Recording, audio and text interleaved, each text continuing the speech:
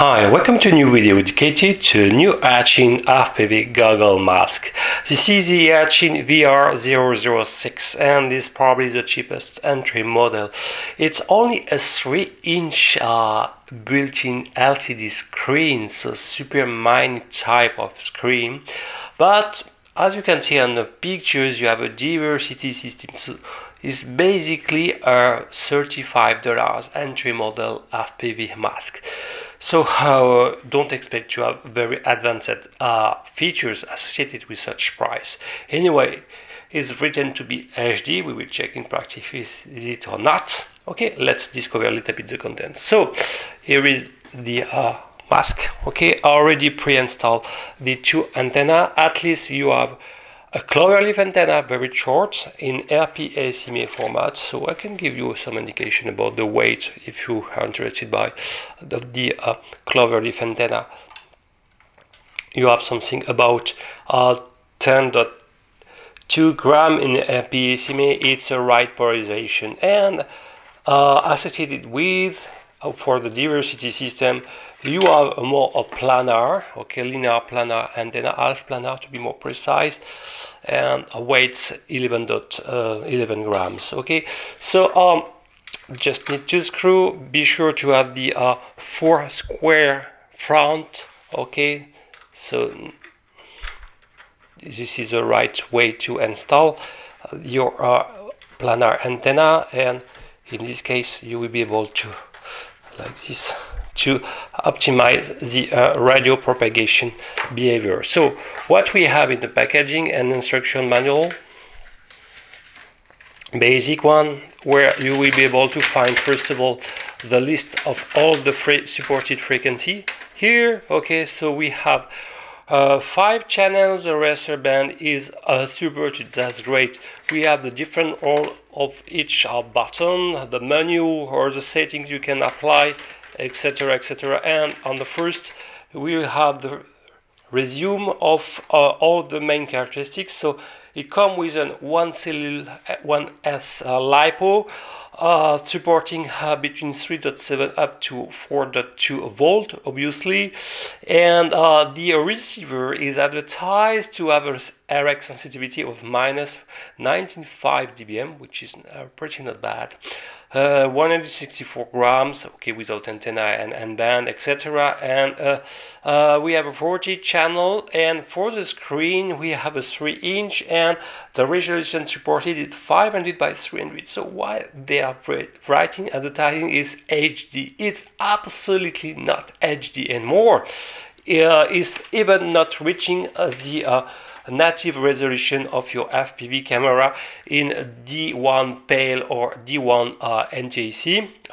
Mine it's 720 by either 480 or 576. So far away from with this 500 by 300 to be HD, and so it's first, I would say, a mistake with the advertising as usual. So what we have a micro USB connector cable to recharge to your PC port, a power bank, your built-in LiPo battery. Okay, just plug like this your micro USB port, and you will have a small light, okay, when it's charging, and it will disappear as soon as it's full charge. Okay, and what you have this 3-way 2.5 millimeters jack connector ending to a NAV out RCA connector.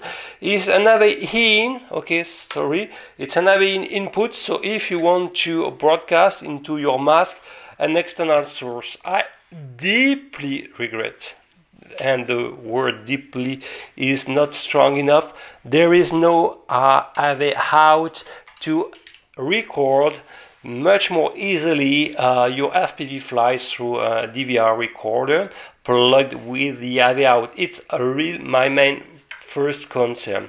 So what we have also, you have a piece of foam for the nose if you need to tape to be much more comfortable. Okay, and the last item is wipes to clean the 3-inch FPV screen. That's all. So let's describe a little bit the mask. Okay, so you have a facial sponge taped, okay, and the opening is not super wide, so be aware if you're wearing glasses. I will give some dimension, but I will immediately raise an alarm.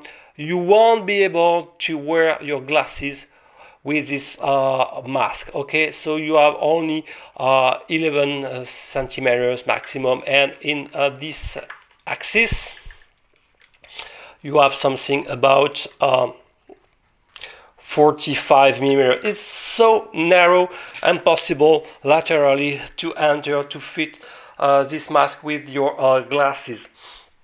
First drawbacks: the nose section is not bad, large enough in my point of view. You have something about 35 millimeters, so should be okay for even for large nose.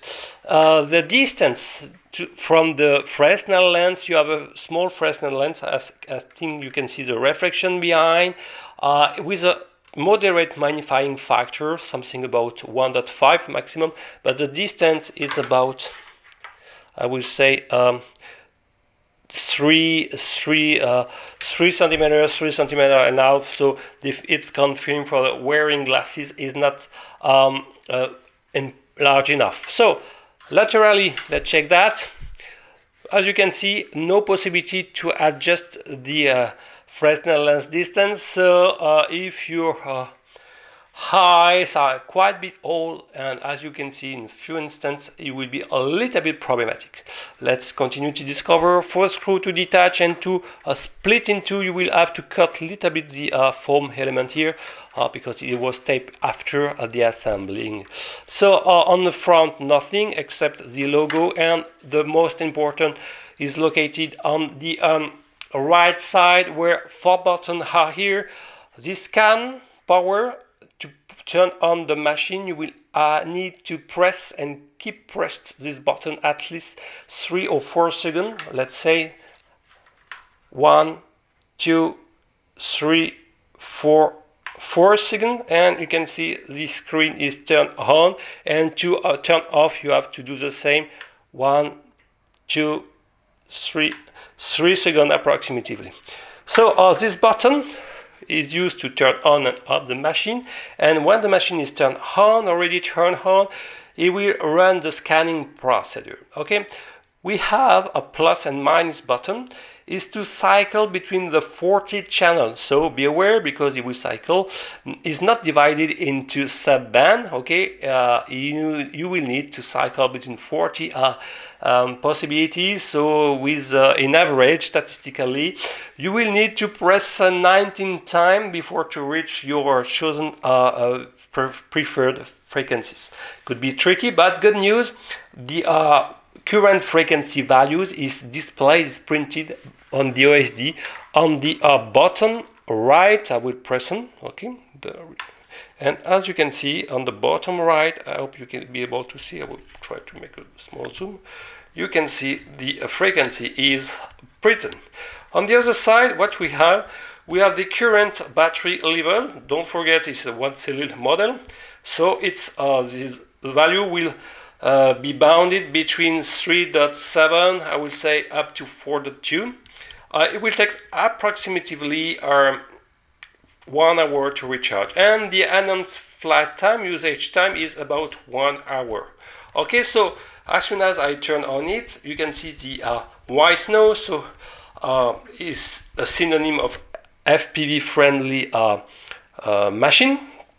We'll see that later, but you can see that we have a square screen, is not in 16:9 format aspect ratio, more in 4:13, so you have to be accustomed with. And in my opinion, with my more or less old eyes, for me, when I install the mask on my face, I cannot read very perfectly the information printing button, so it's a little bit blur. Okay, my eyes are not perfect, but I feel that it will be the same, more or less the same, and with the same more or less modulation in the amplitude of the blurring effect for everybody. So if you press the plus button, as I said previously, we will make a zoom, for example, I will increase this frequency. Okay, As you can see, it's shifting, and if I press the minus, I will decrease this value. Okay, let's see. And you can see that each frequency is separated more or less by 5 megahertz. It's not divided in sub-band. First you visit the Boscam band, then after the second one and so on. It's really, it's sort by, I will say, ascent order, okay? So be aware of that. It's not so bad, definitively. So, I will turn off the machine and I will give some information about the weight. And look, first, before that, look, the battery strap already installed, 3 attach points, not bad, okay? And let's measure the weight.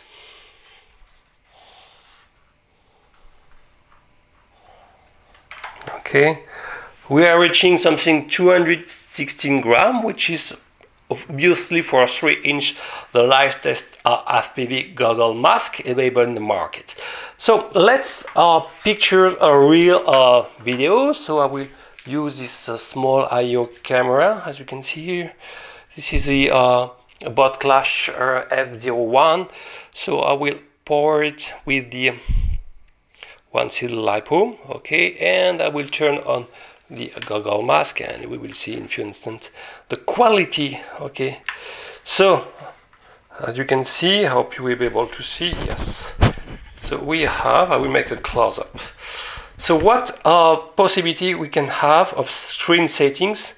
We have, if I press the menu here, I will be able to select the brightness, the contrast, okay, sorry,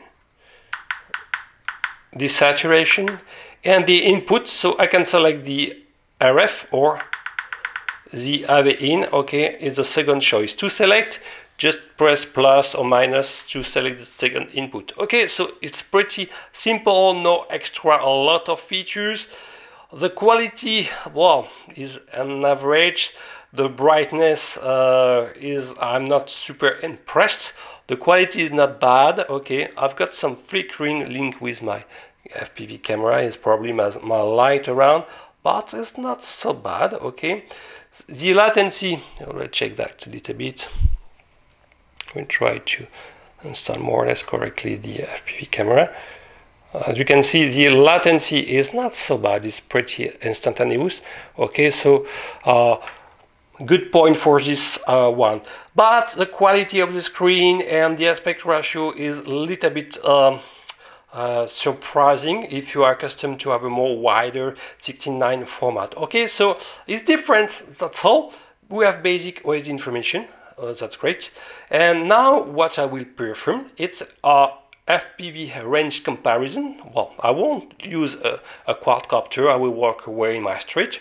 I will compare with the EV800D. I really like this last version FPV goggle. It's a 5-inch with diversity as well and a built-in DVR. And it's also advertised to be -95 and also have a clover leaf and half planar. So we can compare more or less both in the same situation with the same FPV camera, this one. And let's check about the statics, the breakup, etc. Let's go. Okay, so let's do the comparison. In terms of latency, more or less the same, but the brightness quality and the sharpness sounds better on the EV800, but it's not so bad for the as well for the VR006. Okay, let's fly around, walk around, and let's see the statics.